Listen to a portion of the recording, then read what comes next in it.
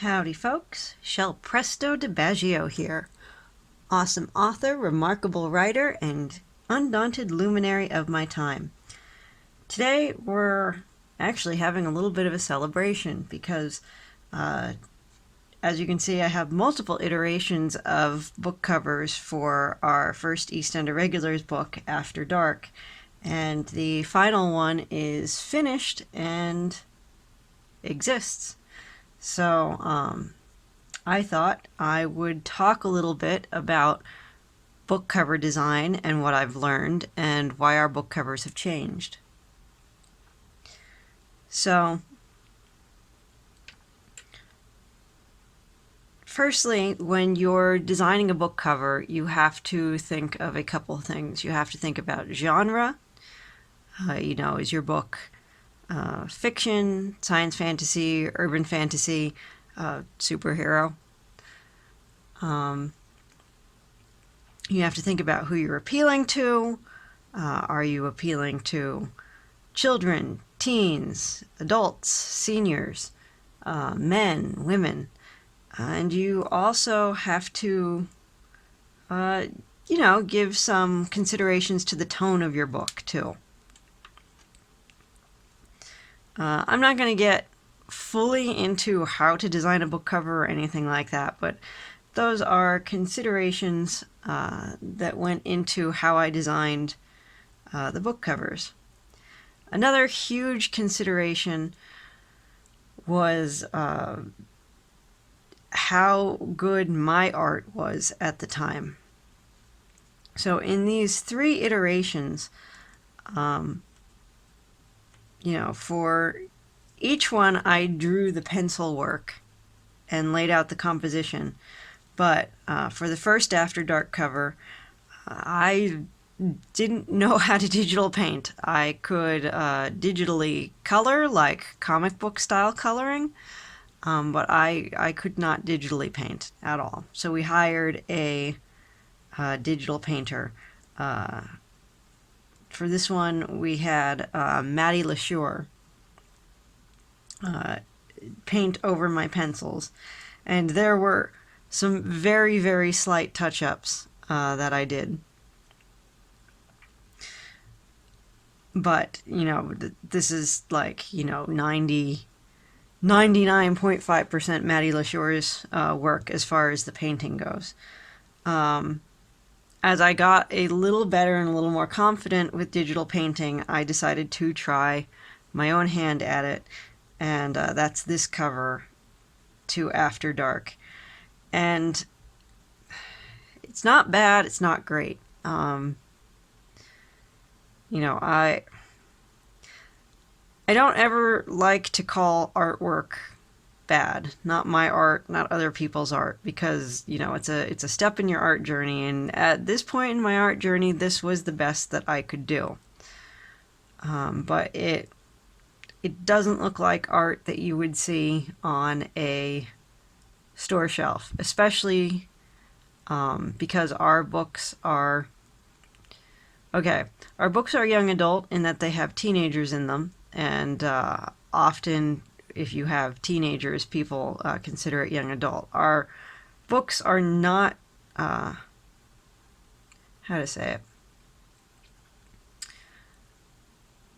Mike and I write our books for ourselves. We're our own audience, but obviously we think they have appeal outside of, we were closer to 30 when we wrote these.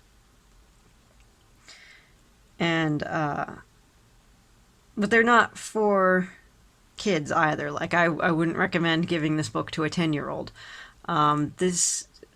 The audience for this starts at, we'll say, thoughtful, slightly older teenagers.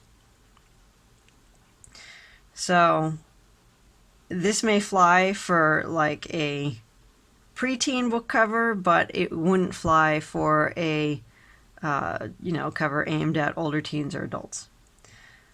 And I would love to say, gosh, this cover is all 100% me, but I just wasn't there yet. I'd say this book cover is about 70, maybe 75% me. My digital painting skills got a lot better. But we did have help. I want to make sure I don't get the name wrong. Karen Wittig.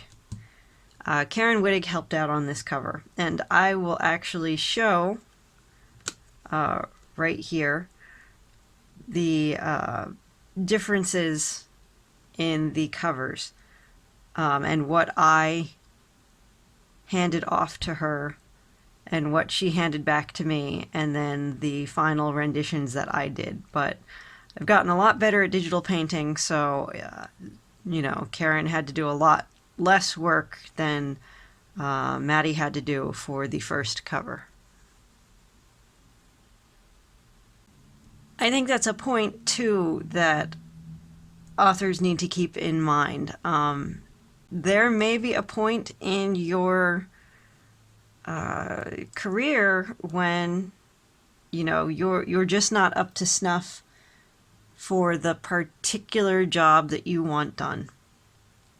And I really wanted our book covers to look more professional. So when I got to a point with this book cover, when I looked at it and I said, well, I can probably make it look really good and really professional, but it might take me, you know, 20 more hours to do.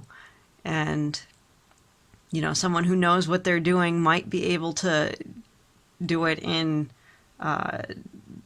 to get it up to snuff and polish where I was hoping to get it took Karen, I think 4 or 5 hours. I think it was 5 hours.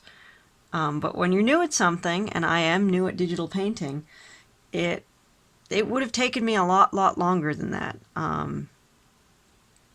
So yeah, I asked for help, and that's hard to do, and I'm not ashamed to do it because I think the book cover looks great. But it can be really hard to do that when you're an artist because you're really swallowing your pride on that. So anyway, let's talk about the changes and why there were changes. I think the art on this is really pretty. I actually think it looks quite professional. The major problem that we had with this book cover was that it was too subtle, and it didn't capture the full action feeling that we wanted to go with for this series. This series, East End Irregulars, follows teenage superheroes, some of whom have powers, discovering the eerie side of Pittsburgh. It features mad gassers and werecats, and can occasionally get a little creepy, and it's very action-packed. And there's a little bit of romance in it, but the focus is mainly on story and action. You know, it's street-level vigilante stuff. So, you know, we wanted Torrent to look beat up after a fight. We wanted him to look weary. And I just don't think that this fully captured the feel of the book. I think it was too subtle. Torrent's using his hydrokinesis to part water that's like coming down from a drain above him, the gutters on a house that are overflowing. And, you know, he maybe doesn't look beat up enough, or maybe he looks more weary as opposed to, you know, raring to go after a fight. So while the painting itself is very, very good, we just thought it didn't fit the tone of the book, and therefore wasn't the exciting, gripping thing we needed to get people to pick it up. In addition to that, I actually don't think this is a bad font at all. But I don't know, it's also a little plain. It reads a little horror, and there are creepy stories or stories that have an element of horror to them in the book. But it's more about action. And I'm not super fond of this font either, but I'll get into that in a second. So then when we did the second book cover,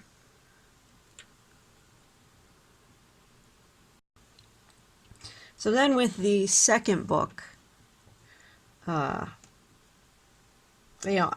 wanted it to feel a little more action-packed, a little more dangerous. So we gave Torrent a more battle-ready position. Since I drew and painted this one, we could have him more beat up. So he's got his bruised face and his bloody lip there. He's got, since he has the power to control water, and you're not always near a ready water source, he's got a couple tricks up his sleeve, perhaps literally, to deal with enemies when there's not a ready water source. But he does carry a stun baton with him too. I wanted to, well, quite frankly, get a sexy chick on the cover. And Cascade was up to the task, so, she's looking over her shoulder, she's got a Molotov cocktail. So there's that element of danger there too. I thought it was more intriguing, and I'm trying to get it out of the glare. In the background, we've also got Miasma, one of the enemies from the book, and I wanted him to subtly be looming there, and to up the feel of the danger of the book. I went with this font, and I think it definitely says danger, but I think it says a little more horror than the book is. I think this font has like that sort of like scraped, carved in a wooden door, zombie warning sign feel to it or something, and that's not the kind of book that this is. I actually think this may have been a better font in a way. Which I believe is actually part of the East End Irregulars logo. Yes, it is. But, you make a choice, and this was the choice I went with, and that's that. We also added a tagline to this book, Teen Paranormal Romance. We have romance crossed out and ass-kicking instead. And I think that's pretty funny, even though there is, like I said, romance in the book. A lot of young adult books are teen paranormal romance, and it focuses much, much more on the romance aspect of that than the fighting and adventure that paranormal things interacting with the real world should incite. So we very much so flip that on its head. There's lots of action in our books, and I definitely think they appeal to men as much as, if not more than, women. So we wanted to highlight and emphasize that. But this actually, some people thought it was a cool idea, and some people got confused by it. We actually had a story written up on us in a magazine, and they just called it Teen Paranormal Romance because they didn't get the joke. So then we thought, well, maybe that's confusing some people. But the flaw that is as big as the perhaps genre-breaking font is my painting was just not up to snuff. I don't think Cascade looks that good. I think she looks a little too Morticia. I think she looks older than she actually is. I don't think I got a good curve on her here. It's just at 70 or 80% of what I wanted it to be. And that was just a lack of skill at the time. I think the textures on Torrance outfit look too shiny. This is supposed to be a sweatshirt. I think it looks fine up here. I don't think it looks particularly good here. And both of them don't have a... I didn't want realism, but I wanted semi-realism. And this doesn't hit that. Their eyes are too big. They still look a little too cartoony. Like I said, I think this would have been a good, like, young teen cover, perhaps, but it just didn't hit the level of semi-realism that I wanted. Now, at this point, before I move on to this cover, I should pause and say that this was the first cover I tried to digitally paint myself, and there were 2 other digitally painted covers that came between this book and this book. The first one was Copper Knights and Granite Men, and I don't know why my current copy is slightly bent, but we're going to run with it anyway. I keep these books in my office, and I'm always sort of tossing them around and putting them on videos and stuff, so some of them are starting to get a little beat up. And I actually...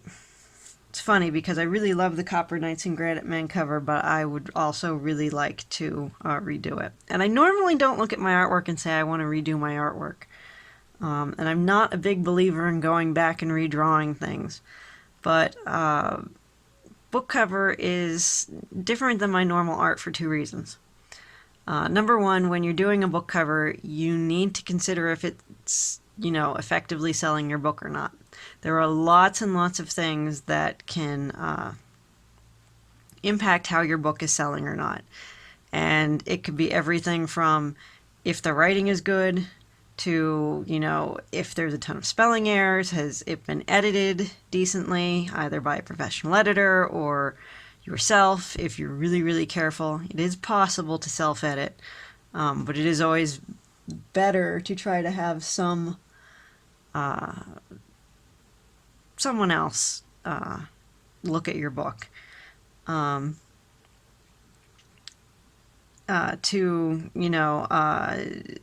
Is the back cover copy good? But how good your cover looks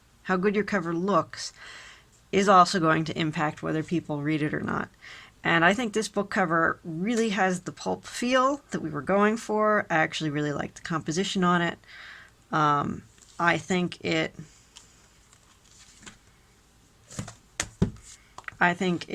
looks a lot better than this. I think Chamistra looks cuter overall.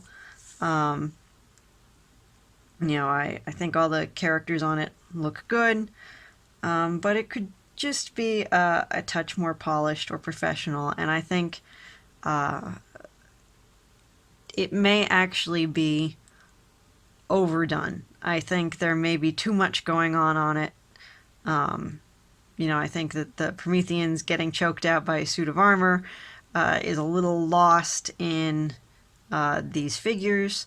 I think if these figures were closer to the center of the image, it would read a little stronger.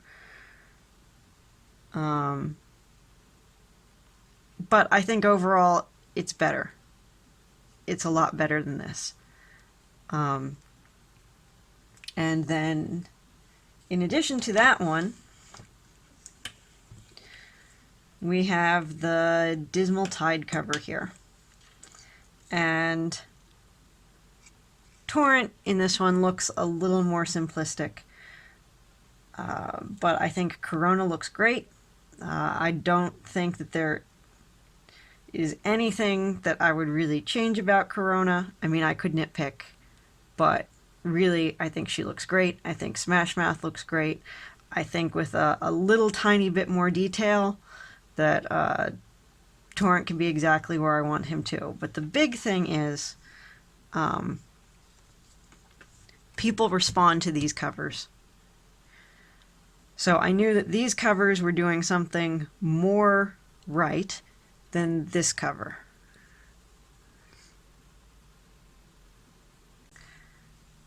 So when people start really responding to your book covers, you know you're doing something right, and you have to look at it and say, what am I doing right, and compared to what am I doing wrong? What Copper Knights and Granite Men gets right is it feels very in genre. This is a pulp superhero mashup. We bill it as like a old school Stan Lee, Jack Kirby Fantastic Four mashed together with old school Hammer horror films. It's a bit creepy and a bit funny. You know, the font gets it right. The feel of the cover, the colors, and the strange things going on get it right. If you hear crunching behind me, it is my cat Winky.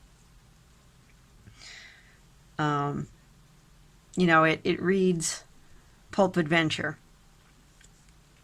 And the other thing is I learned more about spacing. You can make your cover look more professional by making sure you give everything air to breathe. So by spacing out the letters on the cover, it makes it look more professional. And then on this one, you know, we have the letters nicely spaced out. I think that, you know, this is very bold and the font here is very bold. It's got a sort of grittiness that almost reads like graffiti, so that says, you know, young and adventurous and a little bit, you know, outlaw-ish or edgy. You know, there's more font coherency. On this book cover, I have like a horror font here, and then a painted font here, and then we have the more plain font here. Whereas this, I use the same font all throughout. If you're using a very ornate font, like on here we use this, it's good to pair it with a plain font, but this is not actually that ornate. You know, it's very readable. It's somewhat plain when you make it smaller, but it still has a bit of characteristicness to it, we'll say. And I feel like this had a very strong composition too. So the big thing too is we would go to conventions and people would see this cover and they would pick up this book and go, oh, I want this one. And, you know, we'd have to say, well, you can absolutely get that one if that's the one you want to get. But you should know it's the second East End Irregulars book. This is the first East End Irregulars book. Now, no one, you know, put up a big fuss about buying this book instead of this book, but it was obvious that this was the book that was attracting their attention. So when I went to do another redesign of this book, it was very important that I kept all the elements of this book cover that really worked and really drew people in. And so we end up with this book.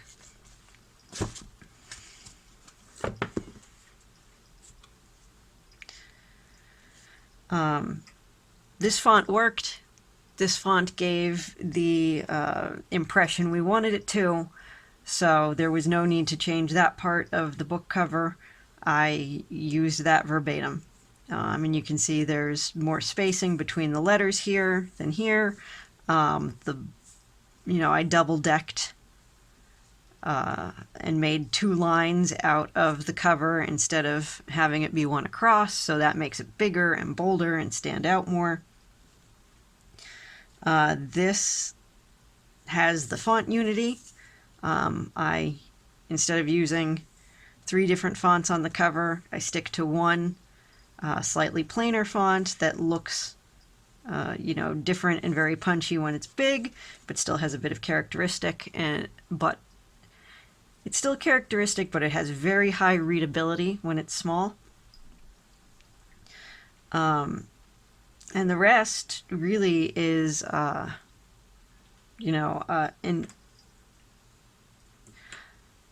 I will say that I think that this composition really could have worked just fine if I'd tweaked it a bit more. I think Cascade's a little too lost here. But I like the simplicity of this cover too. I had actually tried to get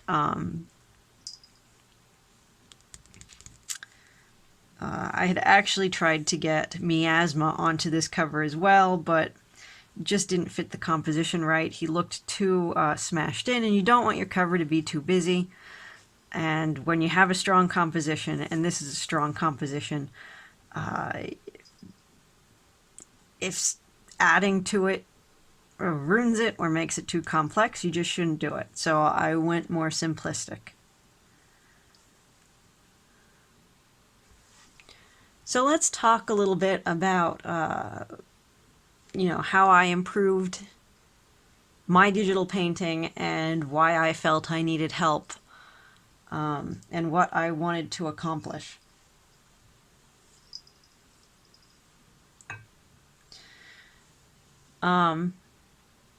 Obviously, I overall got better in drawing. I think the figures look more realistic. Their proportions are a little better. I certainly didn't mind my style at the time when I was doing any other cover. My style is a lot more comic booky. I try to have a comic bookish type style, and that doesn't always translate to semi-realism very well. I think the hard part about semi-realism with book covers is that it's not hard for me personally to draw exactly what I see. The hard part for me in drawing what I see is, one, warping a little bit for style. I don't want it to look absolutely completely realistic. And also getting things like the costumes right.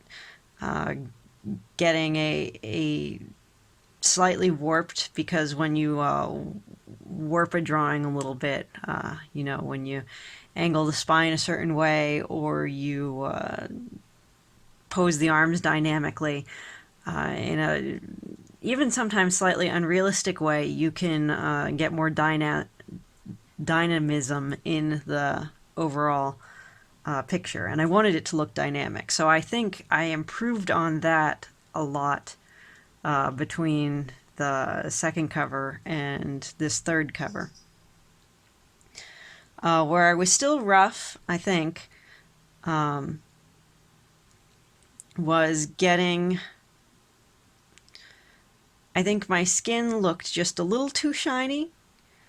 I actually thought that my jeans on Cascade in my original looked a little off, but the funny thing is, when Karen returned the image to me, she hadn't touched the jeans at all, and I thought they looked better.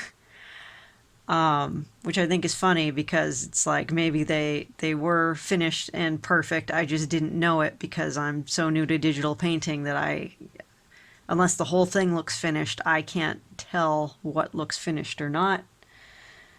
I thought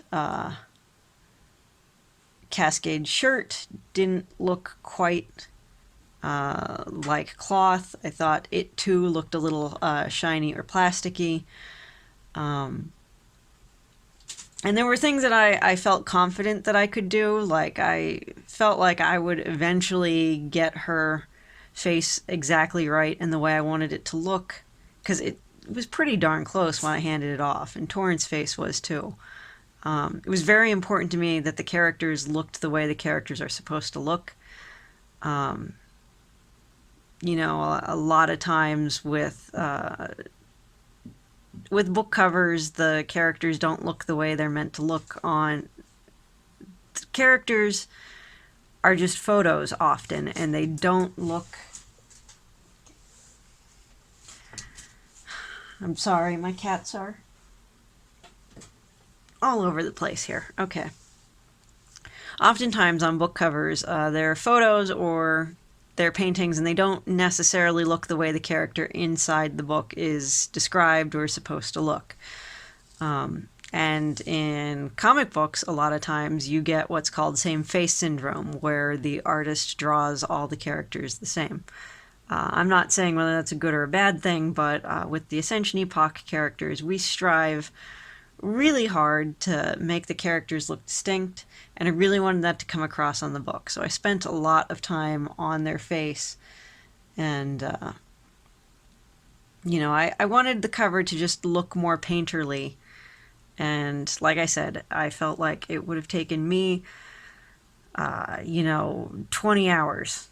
more hours to get the cover up to snuff. And I knew that someone who knew what they were doing digital painting wise would, intuitively know how to do that faster.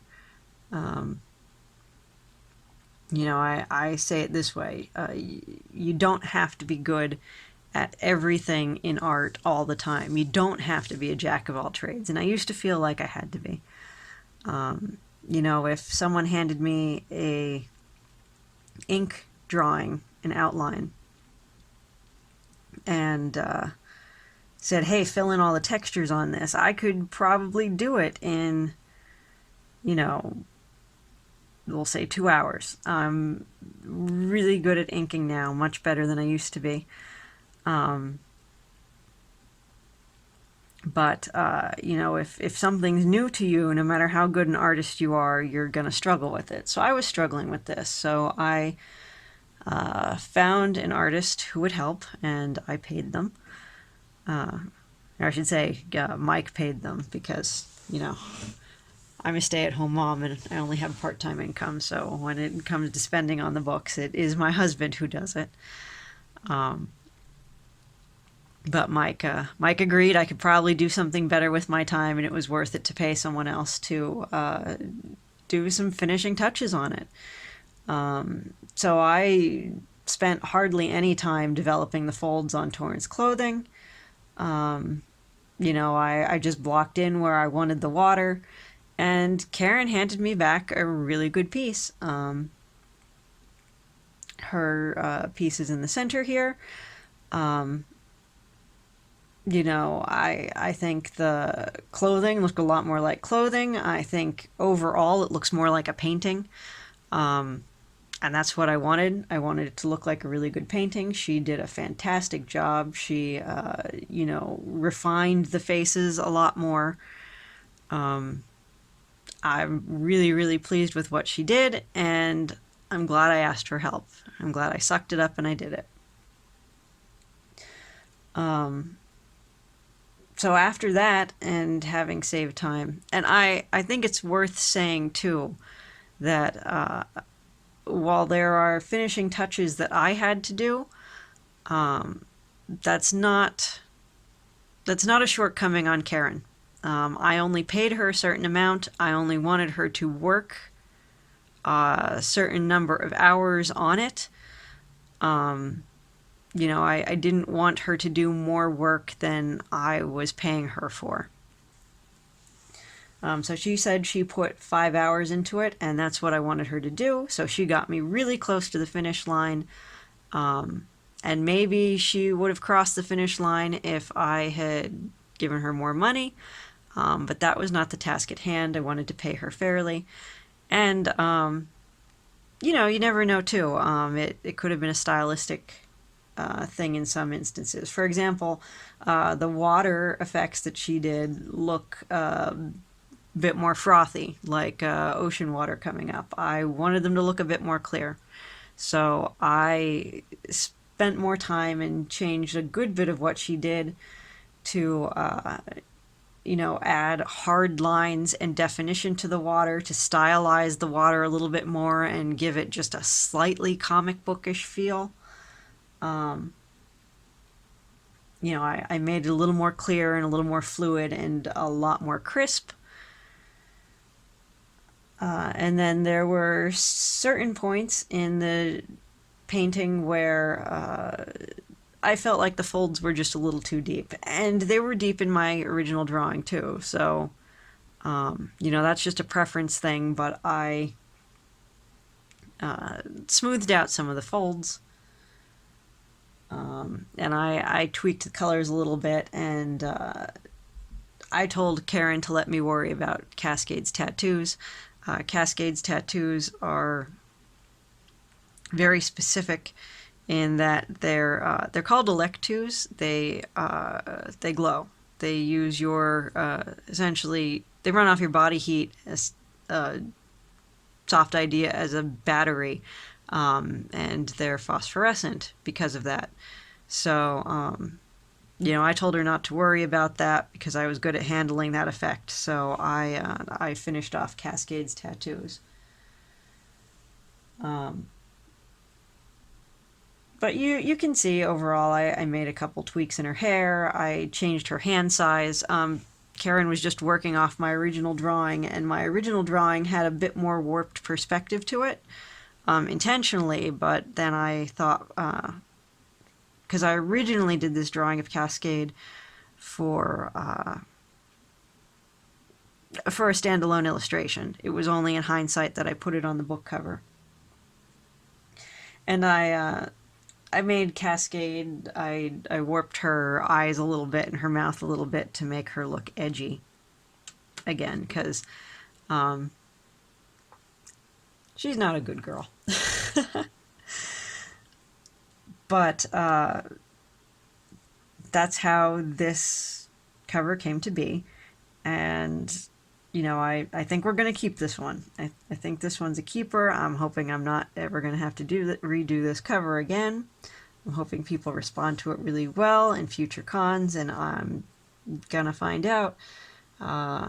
Hopefully it's Scranton Comic Con on the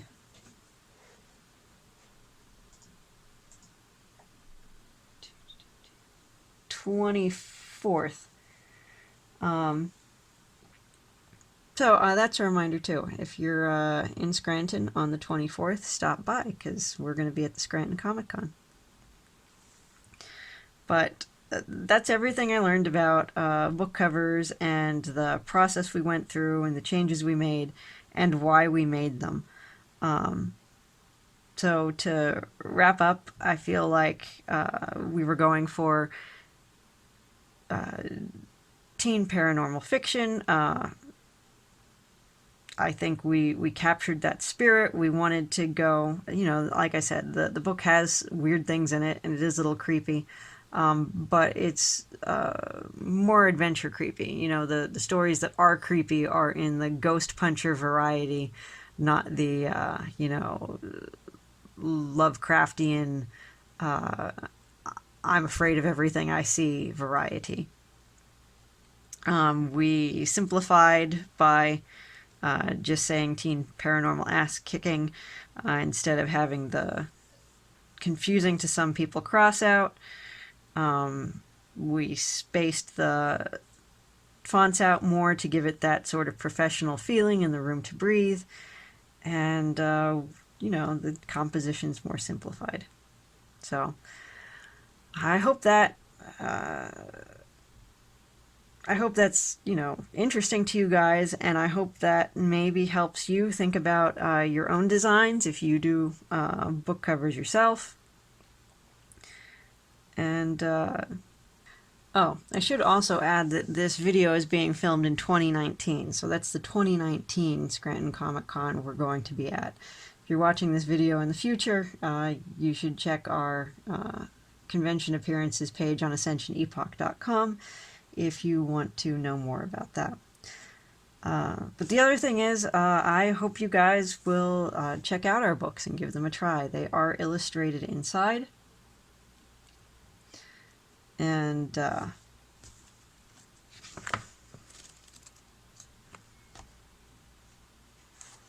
they're illustrated inside. They're chock full of action and adventure. And they're just really fun adventure books. Like I said, they're at least, these 3 books are, you know, aimed at older teens and above. And I imagine most of my viewers are around that age. And yeah, checking out our books does help support the channel. And if you have read any of our books, do remember to leave a review on Amazon and drop us a line telling us what you thought of them. So that's it for me today, folks. Have an awesome day. Presto, over and out.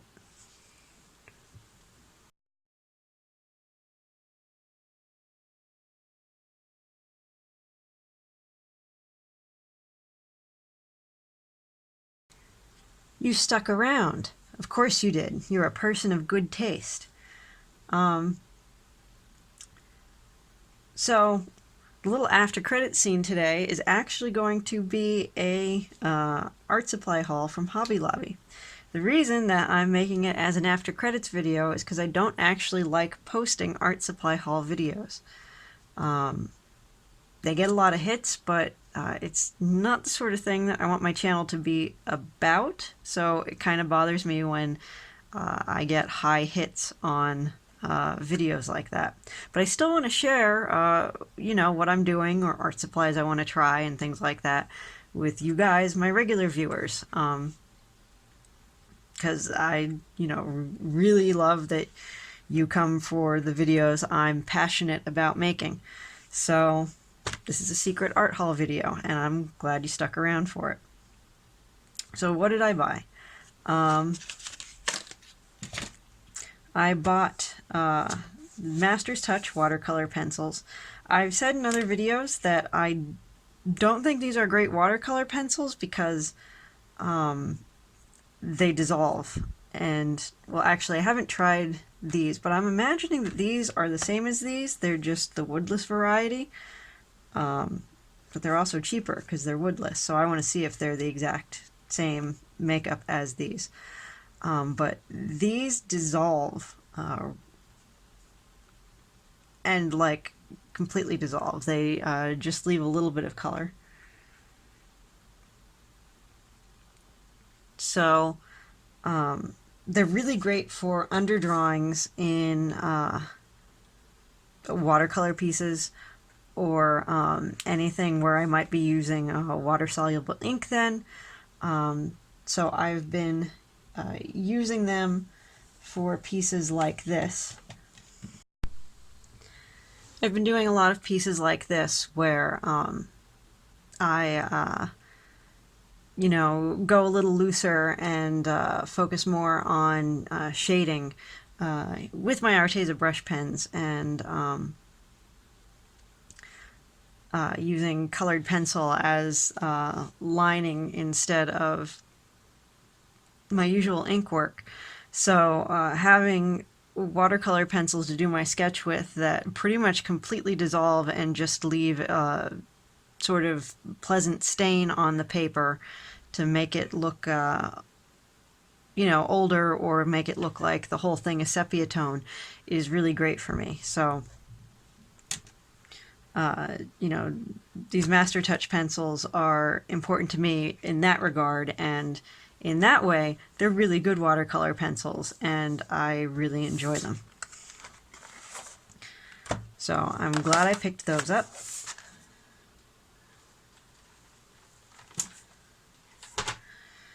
I also got one of these Molotow masking liquid pens. I have no idea how this is going to be. I really wanted to try these because I just don't like using masking fluid out of the bottle. I always mess up my brushes and it always sticks to itself. So, and I have a hard time applying it thinly. So we're going to see how thin this goes and how well this works in the future. I have no idea when, because I just don't know when I'm going to use watercolor anytime soon, but I'm excited to have it. It was the first time that I saw it in a store, so I picked it up.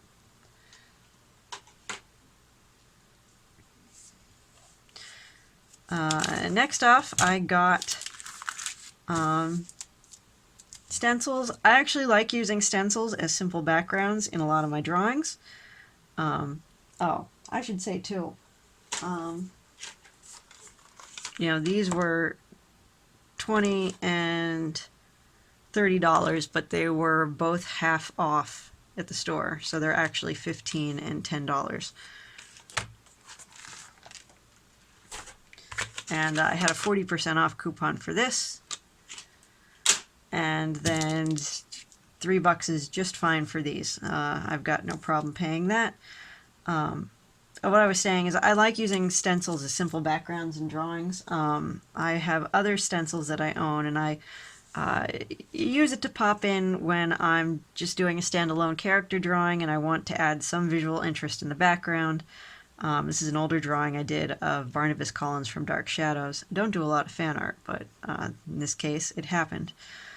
This was actually for 2018 Inktober, and it just would have looked very plain if I had left it that way, but Barnabas is a very robust, highbrow character, so this sort of pattern as, say, wallpaper behind him worked really well, and I just picked it up because, well, I've been doing a lot of medieval drawings for Bexham's Bazaar, so I thought that could come in handy. And again, I do a lot of Victorian drawings for the Martian War Chronicles, so if I do one of those characters, I think one of these would be good background. Or, one of my highfalutin characters, like the Promethean, could also use something like this.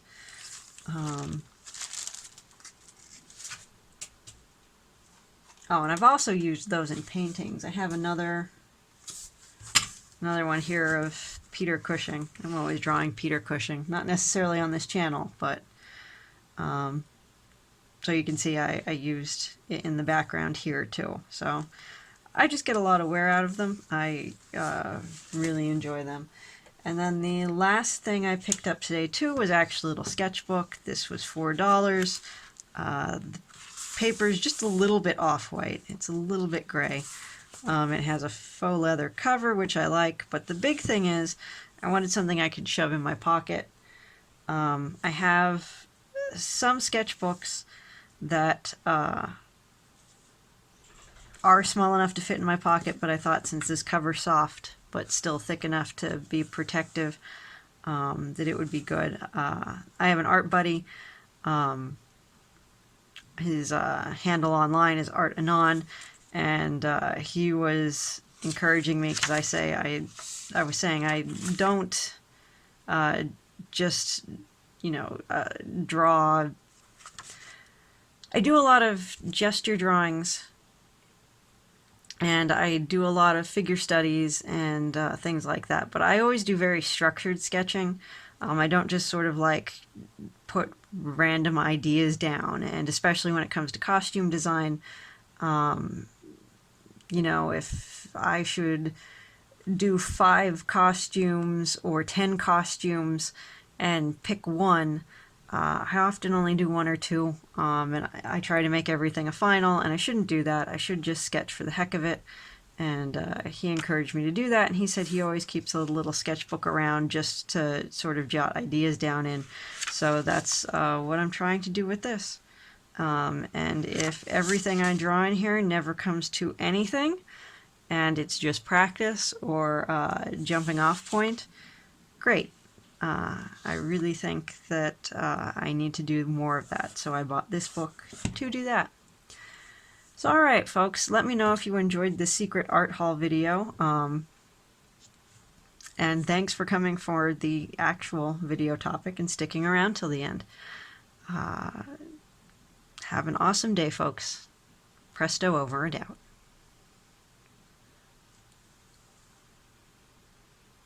Farewell and adieu to you, fair Spanish ladies. Farewell and adieu to you, ladies of Spain.